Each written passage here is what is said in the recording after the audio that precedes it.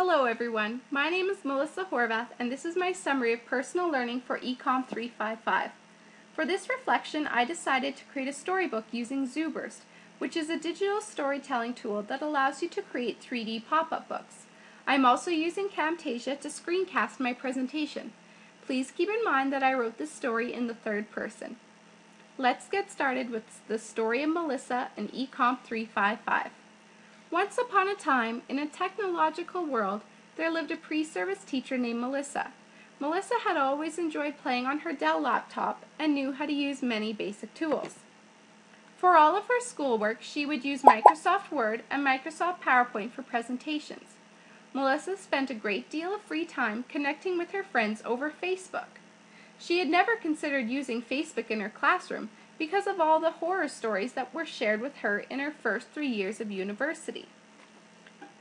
Melissa had some experience with blogging, as she used to post blogs daily on the website LiveJournal. However, she did not even realize she was blogging since she only used the service to keep in touch with a close friend. After a few years, she decided to delete her account because she no longer wanted to have an online journal. YouTube was another favorite of Melissa's.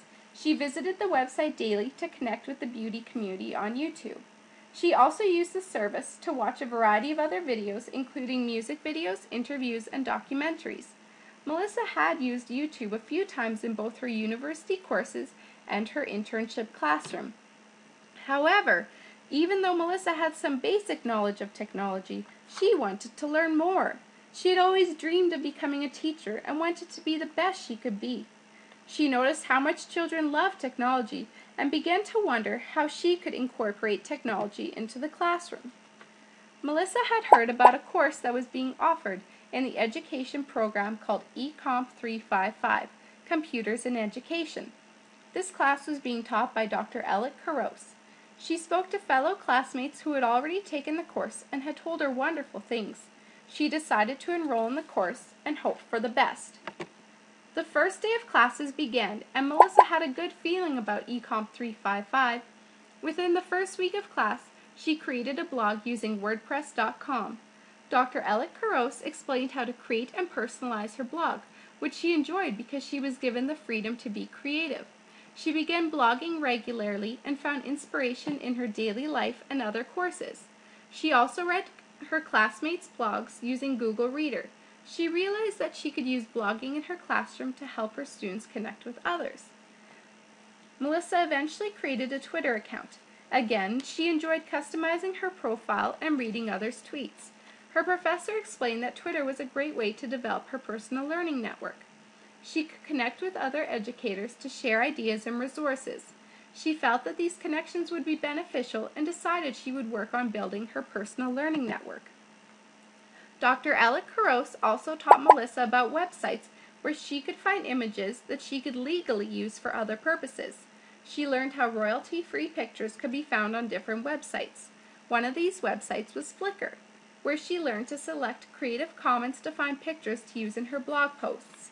Other websites she used included Google Advanced Image Search and Compfight. Her professor also introduced her to an online bookmarking and organizational website called Diigo.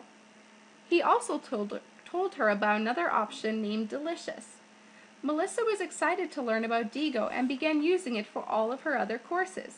She realized that Diigo was another tool she could use in her future classroom. The class could share resources with each other and they could use the tool to organize their information. Melissa began exploring different websites that Dr. Caros had provided the class with.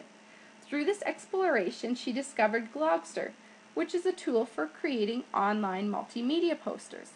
Melissa felt students would enjoy this tool as an alternative to traditional paper posters. Another program that Melissa was introduced to was Windows Live Movie Maker. She found the program to be very simple to use and was able to edit and create videos. She found both of these programs useful in other courses. Another helpful tool that Melissa was introduced to was Google Documents, which she used to collaboratively create Word documents, PowerPoint presentations, and spreadsheets. She shared these tools with other classmates, and everyone else seemed to like it too. Her professor shared another way to connect with people using Skype. This program allowed her to have live video conversations with people all around the world.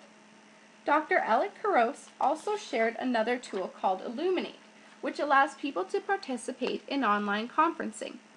Melissa imagined her students presenting and sharing their ideas with other classrooms, or inviting guest speakers to speak to her classroom online.